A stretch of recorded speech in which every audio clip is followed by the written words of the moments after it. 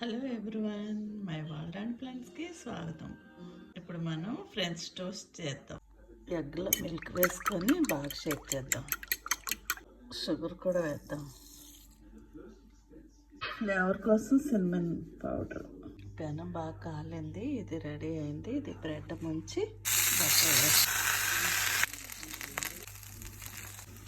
Iron కడాయిలో చక్కగా ready అయింది. దీనిలో మేపల్ సిరప్ వేసుకొని హనీ కానీ మేపల్ సిరప్ కానీ వేసుకుంటే నేను చేసింది నచ్చిందా మీకు? ప్లీజ్, చాలా టేస్టీగా కుదిరింది. మీకు నచ్చిందా? నచ్చినట్లయితే నాకు లైక్ చేయండి, షేర్ చేయండి, కామెంట్ చేయండి, సబ్స్క్రైబ్ కూడా చేయండి. Thank you. French toast breakfast తర్వాత మస్త్ కాఫీ.